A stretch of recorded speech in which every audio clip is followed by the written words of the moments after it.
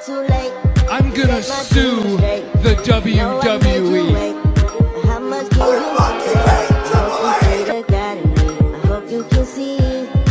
Good evening, good morning, good night, you lovelies. It is the one, the only Cappy D Bar, and we are here to discuss some things.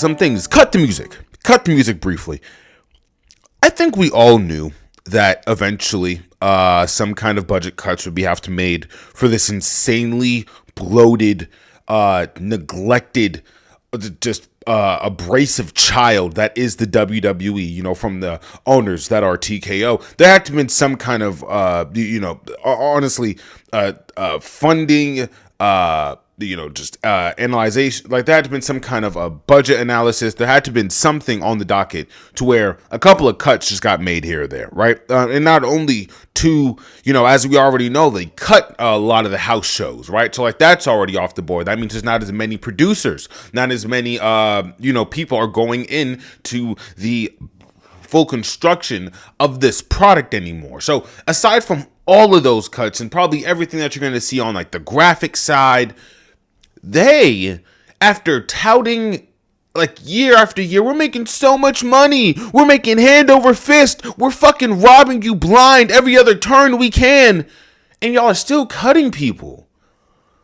Like, they cut so, there's a list, and I want to be as like, level-headed as I can here, because I don't want to be like overly reactionary. I don't want to be I don't know. I don't want to say something and then it gets reversed. There's so many things happening right now. They let go of maybe one of the biggest mid-carders, or probably one of the biggest pieces of that locker room in Kairi Sane. And why do I say that? Kairi Sane was just next to Asuka for 8 months straight with all of the opportunity in the world. At arm's length from the world title at times. Arm's length. I just don't know what's happening. I'm trying to think of how they even go about this, and I also want to deliver this message very clearly to you guys, right? Because I feel like this is something that it touches on capitalism, it touches on corporations, it touches on the makeup of some of these companies and what they do to our bodies, even after death. Like, it is, they cut all of the Wyatt Six, and I think all of you know how big I was on Uncle Howdy, how big I was on the opportunities that could have been there for the Wyatt Six, because there was a bevy of opportunity for the Wyatt Six. I mean, that group in memory of Brody, and in memory of Bray, like, these are pieces of this story that we can't build on because of what happened in real life. So now that we have the opportunity to tell a story with Bo Dallas, with Eric Rowan, with Nikki Cross, with Alexa Bliss, why don't we tell that story? I think there was a real moment where they decided this entire group was just going to be a cash grab for them and nothing less and nothing more. I think every time Bo Dallas went out there and he did something to remind the crowd, like, hey, we love Bray, everyone loves Bray, like, just like what John Cena did during that AJ Styles match. I think subconsciously somebody in Gorilla, I'm not even going to say names and go like Triple Reich or Triple K. I don't know who. Somebody in Gorilla, maybe somebody in TKO, they don't like it. They kept him off. They kept this group off of TV. They had them in this nonsense title reign with no defenses, and they were stuck in this MFT bloodline like vortex. Oh my God, they let go of the Motor City Machine Guns. The Motor City Machine Guns have been given dog shit. They've been given dog shit. I mean, like, what do we do here? Like, as a fan, I'm asking you people, what do you do with a product that gives so little of a fuck about any of this? They do not care. And it's unfortunate because I think they could genuinely care less about people's livelihoods, about stories, about creative. They let go, again, Motor City Machine Guns. There is no tag team division. The tag team division's gone. Vamonos. It's not there anymore. Aleister Black had only been there for 364 days. I'm not joking. He had only been there for 364 days. They gave him the boot and told him to take his wife with him. Then Zelina Vega, she hops on Twitter and she says, hey to the journalist that reported that I was out, fuck you, man. I wanted to get that out myself, but you know, whatever. I guess I don't matter. And it's like, Zelina,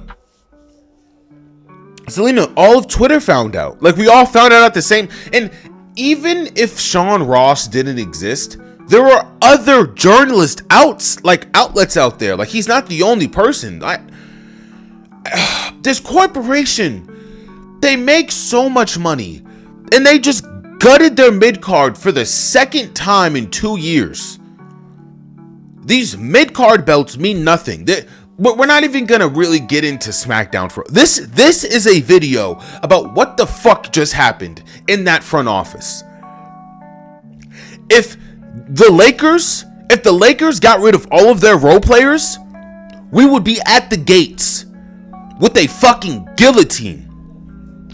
Like, am I tracking? If the Eagles got rid of all of their role players and potential superstars that they've kept on the bench, riots in the streets of Philadelphia. But WWE, with this global fan base, pushes Kairi Sane to the front of this Asuka and Io story. Mind you, how fucking disrespectful is it for Kairi Sane to be a grown-ass woman getting treated like a puppy? Right? Like, what the fuck? What is that story even? What is it? It's idiotic is what the fuck it is. Borderline racist. I don't even want to touch that button, right? They do that, and then they don't even give Kairi Sane like a good match. She gets a slap on the ass on the go home show for SmackDown, and then that's it. Pack your bags, kid. You're out of here. What? Damian Priest and R-Truth are your tag champions. We got Paige and Nikki Bella for the women's. Kairi Sane can't fit any. Nigga, they let go of Alba Fire. And when they let go of Alba Fire, I was like, okay, no, something's wrong. Something is wrong. Something's horribly wrong back there. Listen, I'm not even the biggest fan of Chelsea Green. I'm not. Personally, outside of the ring, she has a lot of doofy just things. It's not great, right? Maybe it's just a work. Maybe I'm being worked. I'd like to believe that, but hey, outside of the ring, she's a great heel. How about that? That's what I'll say. Outside of the ring, she's a great heel. I can't wrap my head around Chelsea Green, Piper Niven, and Alba Fire. Quite literally, like, sometimes from NXT to the SmackDown taping. Like, literally Monday main event, Evolve, NXT, fucking TNA, SmackDown. I mean, they had her service everywhere. Alba Fire is now without a job? I feel like when I say it out loud, I feel like I'm fucking crazy. You know what I mean? Like, none of this makes sense. They got rid of all of the Wyatt Six, who was a group in tribute to Bray. Even if you couldn't do anything with the group, elevate one of the fucking people in the group. Push Nikki Cross back to mid-card title, maybe. Maybe you give Uncle Howdy this thing where he's always at the precipice of getting it until he's just organically there, then you pull the trigger. And it's so upsetting because this happens every year, right? But somebody like Aleister Black, apparently, I never really touched on this because it was all just kind of dirt sheets, like kind of just gossipy drama, right? So like none of that stuff's like confirmed unless it comes from like Nick Khan directly, right? Or like Mark Shapiro. Apparently Aleister Black was supposed to be in this feud with Cody and Randy somewhere in there, and that probably would have led to like a 2-second Aleister Black title run. Maybe he would have turned the belt black. Maybe, I don't know. There's a lot of things that could have gotten done from that. I don't even know how to process any of this, man. Like, this is so fucking insane. It is. To think Kairi Sane did everything that she was supposed to do coming out of those creative meetings. And now she's just Das Boot. And then if she comes back to do what? They let go of R-Truth last year. Hottest thing since sliced bread. What have they done with R-Truth? Did they give him that massive end of an era blow off match with the Miz? Huh? With the decade of history that him and the Miz had, did they do that the second he came back from being fired? I mean, he had a match with John Cena. It wasn't heel John Cena, so I mean, he obviously lost. But like, that's, I don't listen. Personally, if you ask me, that's a roll up. That's a roll up. 1, 2, 3. John Cena. Maybe he can come out to actually get a little heel heat now. Now we can actually have a little bit of a little bit of a reason to kind of not be in such a great mood because I just got rolled up by the world's biggest clown in R-Truth, and you people cheer from him. That's a heel moment right there. Because I'm just thinking about them letting go of R-Truth and everyone just being like, what the fuck is your problem? To let go of Kairi Sane, and she was this close to the world title scene less than a month ago. Ah, man. I can't, man. Apparently Apollo Crews is also out of here. You guys know I'm a massive advocate for Apollo Crews. I'll name off maybe some of the lesser known names. Andre Chase U. Fucking Chase U, bro. Like, what do we do? Wow, dude.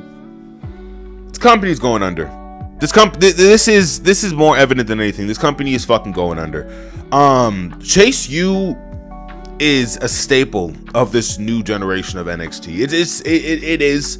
Any newer NXT fans, they are very, like, honestly very fond of Chase U. It just has a good energy, good vibe. Andre Chase is a great comedic worker. Zoe Stark is a beast in that fucking ring, bro. Like, I don't know what we're doing, bro. I don't know what the fuck we're doing. We tell people like Thea Hale and Zoe Stark to sit on the bench, shut up and know their role, and then we propel to the top people like Logan Paul and fucking in Tama Tonga. No disrespect to Tama Tonga, but like, I'm sorry, brother. I don't know what we're doing with him. He doesn't even have like a real finisher. He had Ospreay's finisher until Ospreay returned, and now I think he has like a copycat gimmick, I guess. I don't fucking know, guys. None of this shit fits, man. None of it. From the Motor City Machine Guns, I mean, they let go of somebody named Tyra May Steele. If you watched any of my earlier NXT reviews, she was on at least 2 of them. She's not a bad in-ring performer whatsoever. Actually, very competent. Olympic gold medalist in reference to Kurt Angle. I don't even know how you how do you do that? How do you have somebody in reference to Kurt Angle with an actual Olympic gold medal and tell him to hit the fucking hay? Oh, this company is something the fuck else, man. I'll read this off. I'll be respectful as I can.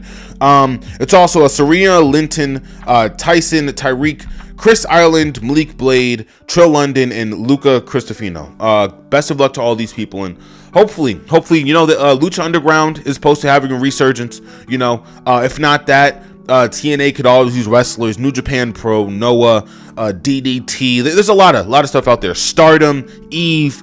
Wrestling is insane right now. So these people definitely land on their feet, and inshallah they will, because this is fucking evil, bro. It is. It's fucking evil. And I'll touch on this briefly. Everyone shouldn't go to AEW because they can't. They cannot. And hey, I love Kairi. I love Motor City Machine Guns. I want the best for Private Party. All right. I want the Bullet Club Gold to have some kind of resurgence. I like the conglomeration. I like Kyle O'Reilly. I don't want minutes taken from anybody. But I'll be honest. Listen, the most I will settle for is like Britt Baker officially being released and cut from contract so we can get Kairi Sane. That's and I mean that shit. I don't want Harley Cameron to go because I actually think the work that she did with Minnie Monet and Mercedes Monet, seeing it live, hey, it is what it is. All right, I will never bury that gimmick or that puppet with Harley Cameron. I don't know who the fuck you would have to let go of for Kairi Sane to step between those ROH or those AEW ropes, but it has to be reasonable. It has to be a proportionate, it has to be proportionate to the size and the magnitude of a Kairi Sane, right? So, top of my head, I'm not gonna lie, nigga, Britt Baker.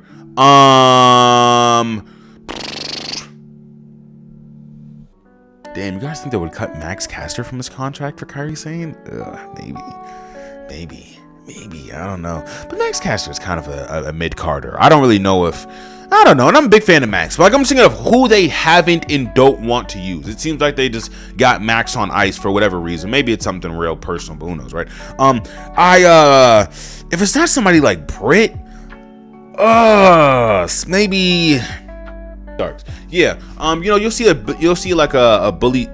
Billy Starks, you'll see a Sky Blue, even like a Penelope Ford, a Megan Bayne every now and again. So people get used in AEW, but I just don't know what they would have to get rid of. It would have to be maybe a single person.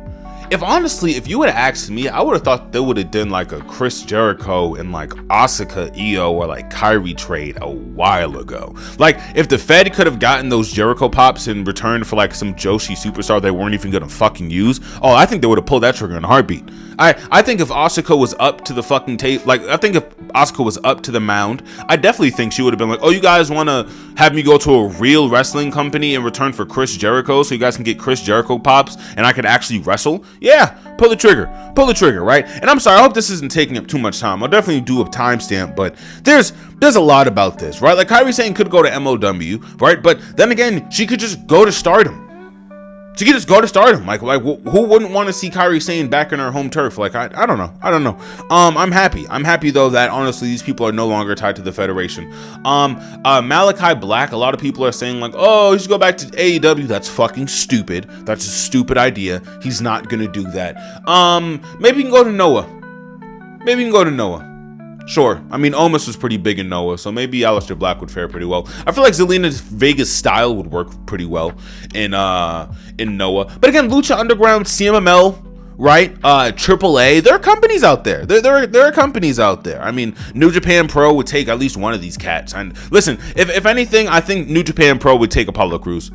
New Japan Pro would take Apollo Crews in a heartbeat. Apollo Crews is a fucking workhorse. Niggas have been joking about him being like the main eventer or like the Roman Reigns of a main event, like the TV show. Bro, he's a better worker than Roman. Apollo Crews is 100% a better worker than Roman. I don't even know what we're talking about here. Apollo Crews has been present in active wrestling for almost every single of main event for, you're telling me, almost 2 years now straight? Nah, different ball. Hey, that's a different ball game we're playing right there, respectfully. I would like to see where Apollo Crews goes after this, man, but yeah, this one was tough. This one was tough. I don't even know where Motor City Machine Guns go, honestly. Send them. Hey man, send them niggas to fucking I don't know, man. Send them niggas to fucking Rocky Mountain, man. I don't know. This is fucked. Maybe they can go to CMML. I see Motor City Machine Guns in CMML. I think Motor City Machine Guns do pretty well with CMML. Yeah, man, we gotta push forward, man. We gotta push through this, man. Fuck. What a day. What a day that was. We're going to be getting directly into April 24, 2026 SmackDown. It was dog shit. It's bad. It's fucking bad. It was the shits. I'm not saying that to be hyperbolic. I'm not saying that for engagement. No, having to deal with the news of some of the most talented people in that locker room no longer having jobs, no longer being employed, right? And then you tune in to a Jey Uso, like Jacob Fatu segment. It's like, man, it's like Like that shit will really just kill any kind of joy that you have. I'm serious. The Usos are there's no point in doing a cold open. Nothing fucking happens tonight, ladies and gentlemen, and theys. Nothing happens. Jimmy Uso says, "Hey man, you need to fall in line," and Jay, backs it up. He's like, "Yeet," whatever. Jacob's like, "I don't want to fucking do that. That's stupid." Solo comes out here. He says, "Hey man, you can always fall in line with me and my group," and then Jacob says, "That's like really fucking I don't know what's going on here." They keep telling him to like run the play. It's 2026. I don't know what play they're fucking talking about. Maybe they're talking about Hamlet. I don't know. I have no fucking clue what's going on here. Jacob should be in the world title division just by himself. Maybe against Roman Reigns. Maybe. Man, hey, what would be so wrong about Jacob coming out here and just cutting a promo to an empty ring like CM Punk had to do? For how fucking long for that WrestleMania feud? Punk was just going out there cutting promos against empty rings. Every now and again, Roman showed up. Hey, that's nice. That's cute. Is Roman going to show up before the next pay-per-view? Let's have a heart-to-heart. Let's have a heart-to-heart for a second. Do y'all genuinely think y'all about to see Roman Reigns more than 4 times before this next pay-per-view? Whenever that is, our Saturday night main event, Sunday night showdown, whatever the fuck they try to do to steal money from you fucking cattle. What do you think they are actually going to do with Roman Reigns and Jacob Fatu? Better question. You think Jacob's gonna go over, after this year of being in fucking purgatory after getting screwed over by Drew McIntyre? At least no less than 6 months ago at the nearest pay-per-view.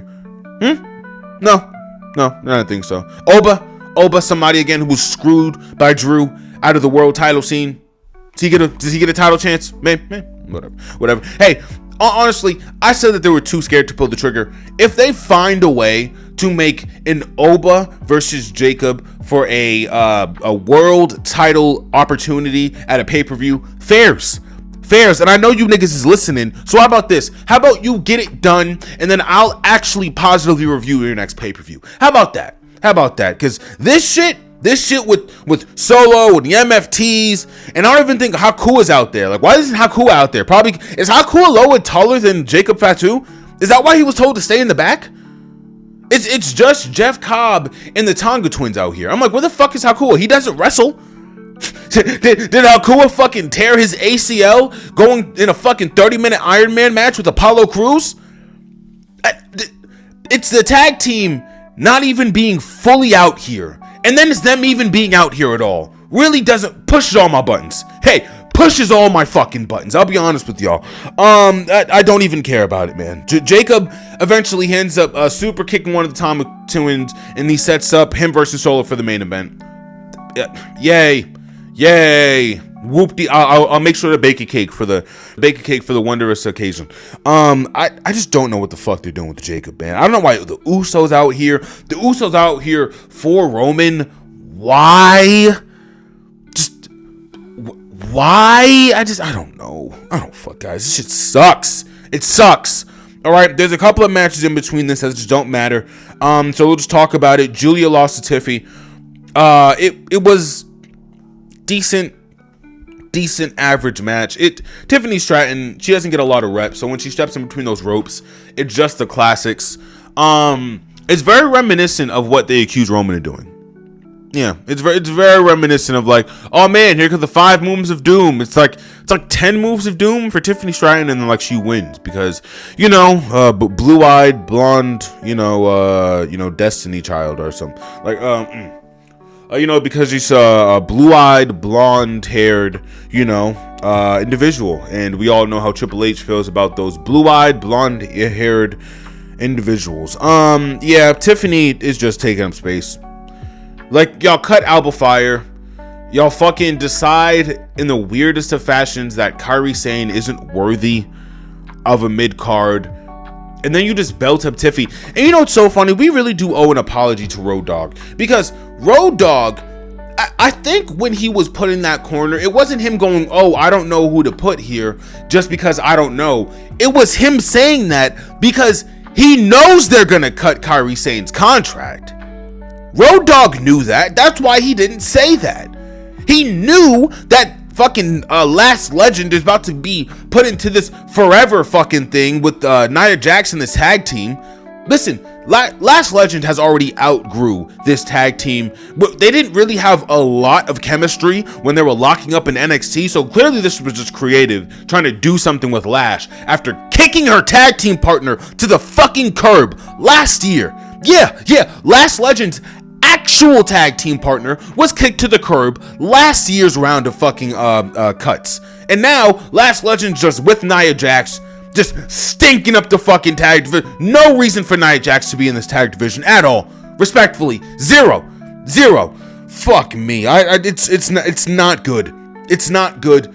Tiffy, she gets the opportunities I think so many women deserve, and it's that same feeling I have with Liv Morgan, that exact same feeling I have with Rhea Ripley. And you notice something similar about all three of those women? You don't see anything similar about those women at all. Hey, you know what else I noticed? What kind of, you know what else and something else I've noticed, look at all of their opponents. Look at Liv Morgan's opponent. Look at Liv Morgan's opponent in Stephanie Vaquer. Look at Rhea Ripley's opponent in Jade Cargill. Look at Tiffany Stratton's opponent in Julia. And you tell me if you notice something. Just keep that in mind. Keep that in mind, right? Rhea, she comes out, she gets the opportunities that Jay didn't. JC Jane debuts with her group, so now it's a big career defining moment for JC Jane. It's a memorable moment, for this Rhea segment, because it's a JC Jane debut, but Jade gets Michin in BFAB, and that's it. That's all she gets. She gets that for 5 weeks straight, and then she loses to the Australian woman. That's what Jade's title run was. Yeah.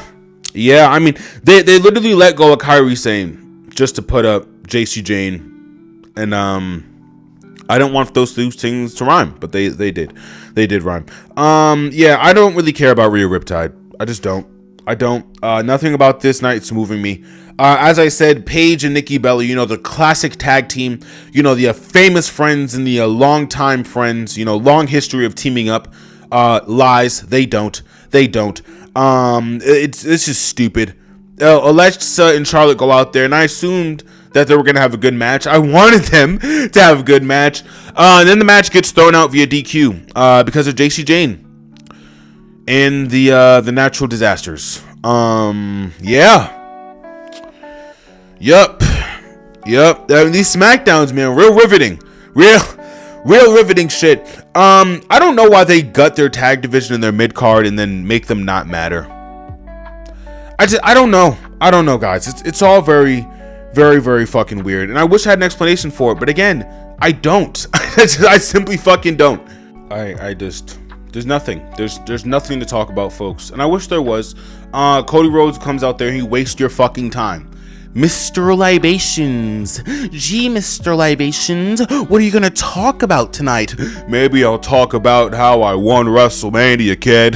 That's it. He talks about Randy Orton. Randy Orton isn't on this television screen. The entire thing with Pat McAfee and Jelly Roll fell through the table because everyone agreed it was dog shit.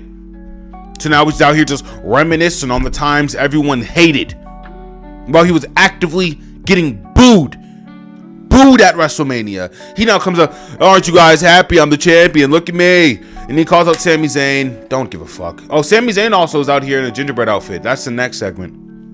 You guys happy? Huh? Anybody at all? Anybody who says that this is better television than AEW, they are lying to you. They do not mean well for you, and they mean to mislead you into accepting slop. This is fucking slop. It's horrible. This is not good television. It's not. Trick Williams out there with Lil Yachty, and now they're gonna try to make Lil Yachty like Jimmy Hart. Fucking kill me, bro. Just kill me. I don't even care. I don't even care about this shit. This shit sucks. Like, why is he out here? Why can't bro, Trick Williams doesn't need a mouthpiece. And you know what I think it is? Chat? Because Trick is not a heel. Trick is a face. That's why. Trick is beloved. Trick is charismatic. He's good in the ring. He's great with the fans. They want somebody out there to give Trick heat, because they need to tell stories like Sammy versus Trick, where Sammy is the face. I'm in silence because I'm just like thinking about that in real time. My blood is fucking boiling. Instead of pulling the Trick babyface trigger, they make Little Yachty,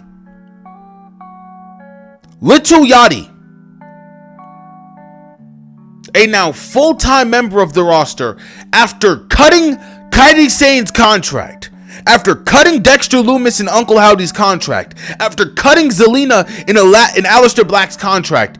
They have enough room for Jelly Roll and Little Yachty. Next match, Danhausen versus The Miz. Oh my own! I can't even fake a funk, guys. I can't.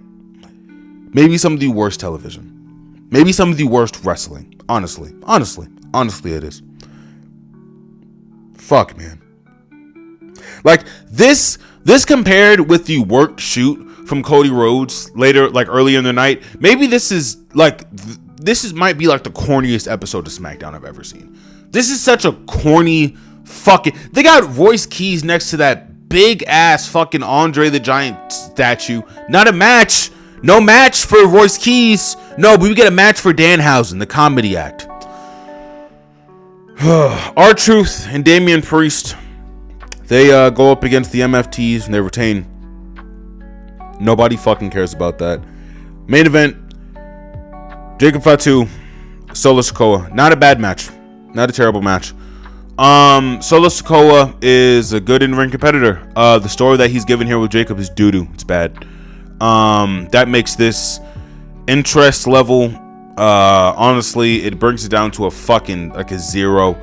I couldn't care about this even if I wanted to, because there's nothing of any interest here.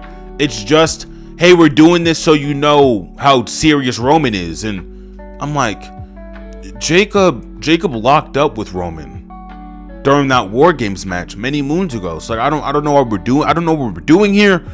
I don't know, man. I don't know. It's all baffling. Instead of giving Jacob Fatu like I guess my thing is, maybe if you give him somebody of like an insane athletic prowess, maybe the idea is like, oh, you know, like a Rey Fenix or Dragon Lee may, you know, technically bury Jacob Fatu in the ring. But Solo, he showed his wrestling capabilities. So I just don't know why this match doesn't flow like I need it to. And then I think I realize it's because the production told Solo, sit the fuck down just a little bit so we can make Jacob look like the monster he needs to. And that works until you start telling the story of family and empathy and, you know, trying to find my path. Then if like that match with Solo in this moment right now, it feels bloated. It feels like there's too much story going on. That feels like there's way too much fucking story. Like Jacob having to balance how he is going to approach not only the Usos, but the new bloodline, and then the new bloodline attached to Solo, and then all of that is just to get to Roman at the end of the fucking level. It's like, I don't know if this is worth it. I don't know if this story is cohesive, or if the lore is even that entertaining enough to keep doing this bloodline thing. So many questions, guys. So many questions. Reasonably, we should be doing Jacob v. Cody right now. But we're not. Why aren't we doing Jacob v. Cody? I don't fucking know. Why are we telling a story about the world title? The world title on SmackDown? When we should be talking about the WWE title on SmackDown? I don't know. But it's obvious that, you know, Jacob versus Cody isn't a trigger they want to pull yet, because they know what the fuck is gonna happen. So yeah, that's that. This was an abysmal SmackDown. And honestly, I feel nothing. I feel this was a hollow SmackDown. It's a hollowed product, and them firing the people that they fired is just evident of all of it. Maybe one of the worst companies in the fucking world. Maybe, honestly. That was everything for April 24th, 2026 SmackDown. My official kind of rant about the releasing situation, because it's horrible. It's fucking horrible. Yeah, that was your boy Cap. That was everything I had. There's nothing else really to talk about for this SmackDown. I will get to a lot of other stuff for the rest of the week. All right, I promise I will. So, as I always say, all right, you all stay tuned, stay safe, stay beautiful. All right, peace.